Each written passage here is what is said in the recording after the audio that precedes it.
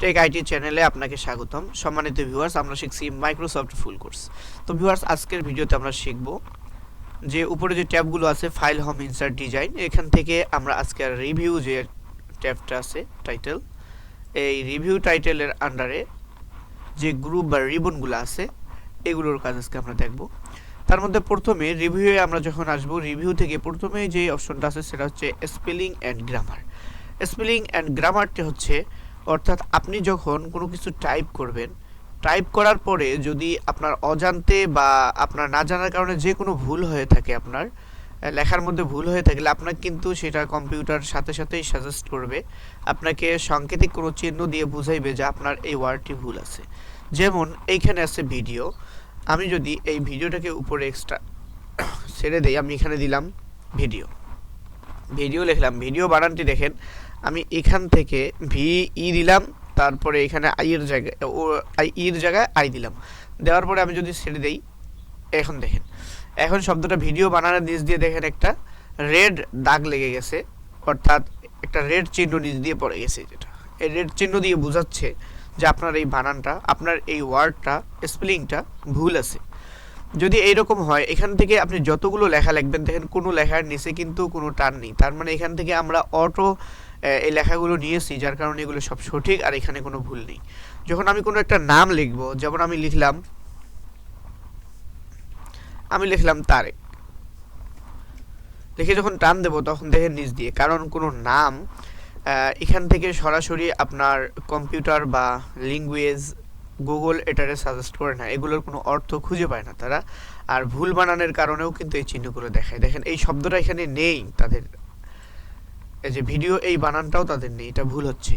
তো এইখানে যে এই যে ভুলগুলো হচ্ছে, এই ভুলগুলো আপনি কিভাবে সংশোধন করবেন? এখন আপনার এই বানানটা জানা নেই, আপনি ভিডিও এভাবেই লেখেন, আর এখানে যখন লিখছেন তখন আপনার রেড মার্ক করে বুঝাই দিচ্ছে আপনার এই বানানটা ভুল। তো এরকম যখন লিখতে গিয়ে যতগুলো ওয়ার্ডের নিচ দিয়ে এরকম রেড দাগ লাগবে, আর এই ভুল ওয়ার্ডের কারণেই কিন্তু আপনার নিচ দিয়ে লাল দাগ পড়ছে।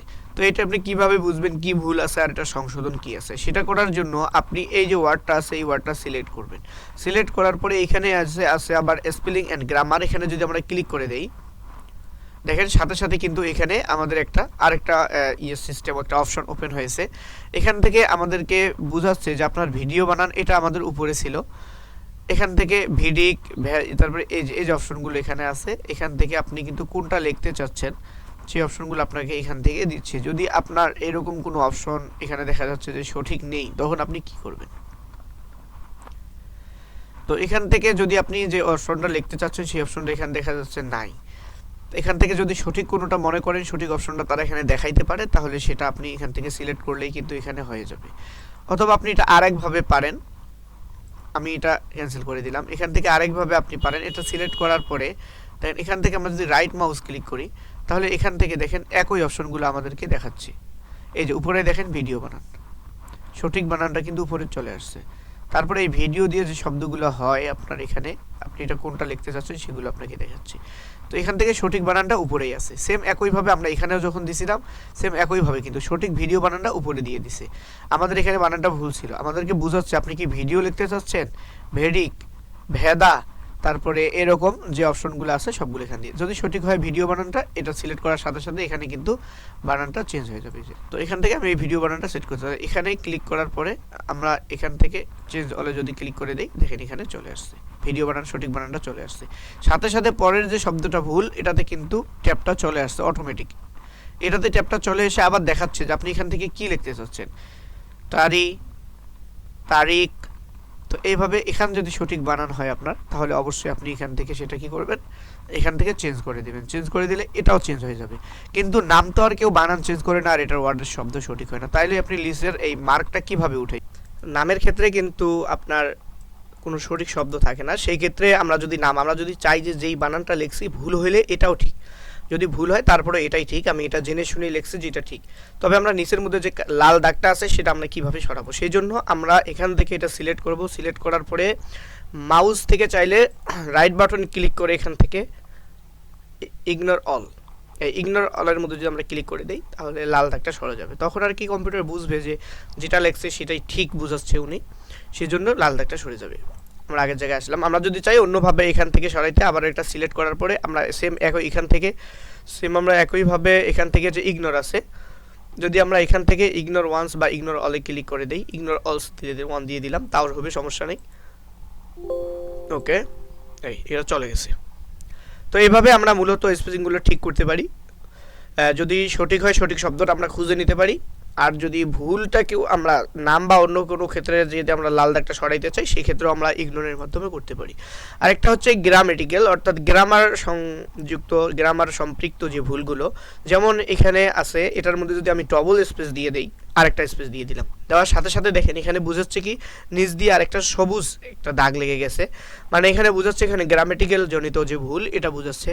সেম একইভাবে এখান থেকে আমি এটা দিয়ে দিলাম, এখানেও কিন্তু ডবল স্পেস পড়ার পরে কোথায় গেল, আচ্ছা এখানে দিয়ে দিলাম আমরা। তো এইভাবে যখন এখানে গ্রামেটিক্যাল জনিত যে ভুলগুলো এটা যখন আসবে, তখন আমরা যেটা করব সেটা হচ্ছে এখান থেকে আমরা এটা সিলেক্ট করব, সিলেক্ট করার পরে সেম এখানে আসব, এখানে আসার পরে দেখেন পুরোটা সিলেক্ট হয়ে গেছে।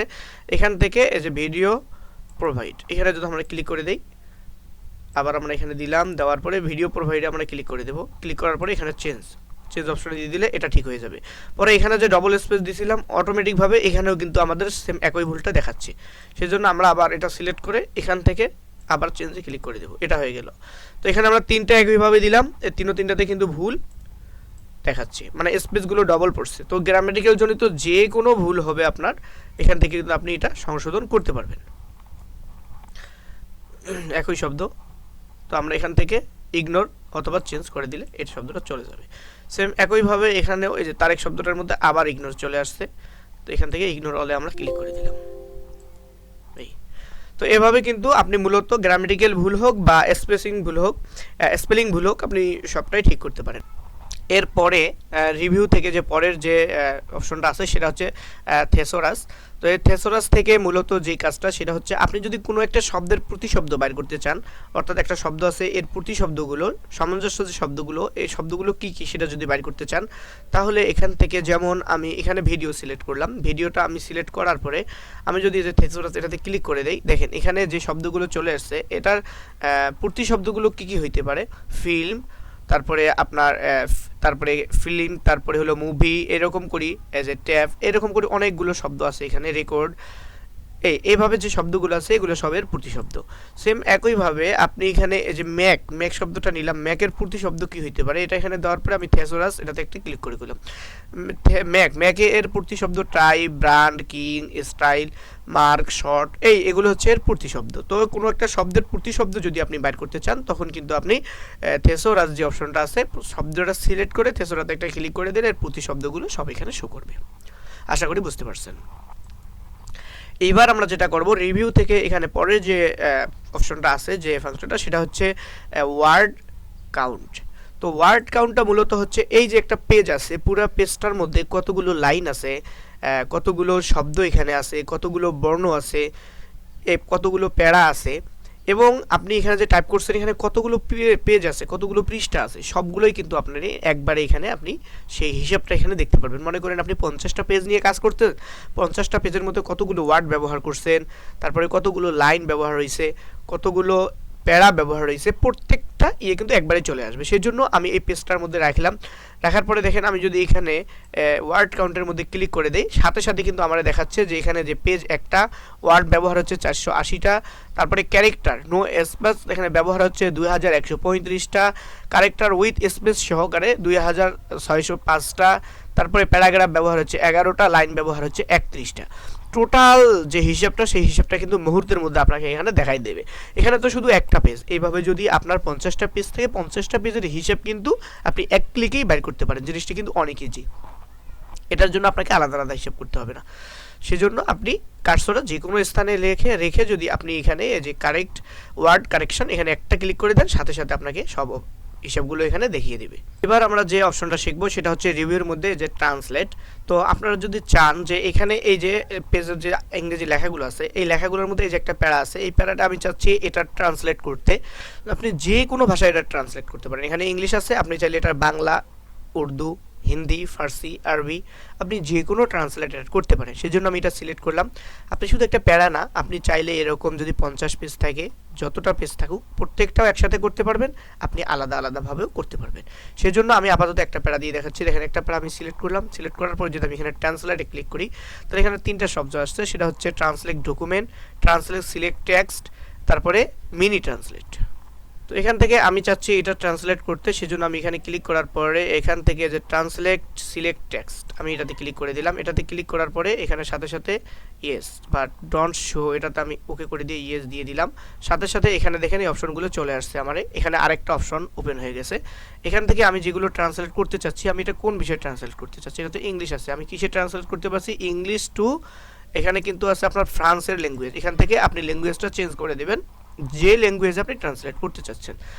আমি এখান থেকে এটাতে কি করলাম, ট্রান্সলেট করছি উর্দুতে। তো এখানে কিন্তু পুরো লেখাটা দেখেন উর্দুতে হয়ে গেছে।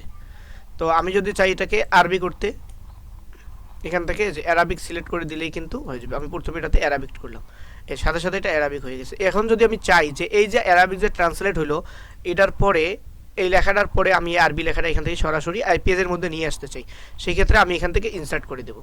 ইনসার্ট করার সাথে সাথে দেন এখান থেকে নিয়ে এই আরবি লেখাটা আবার পরের পেজে চলে আসছে। দেখেন এখান থেকে কিন্তু যে আরবি ট্রান্সলেটটা, এই যে ইংরেজি লেখাটার ট্রান্সলেট এখান থেকে চলে আসছে। আমি যদি চাই যে পুরো পেজটাই আমি ট্রান্সলেট করব, সেটাও কিন্তু আমি পারবো।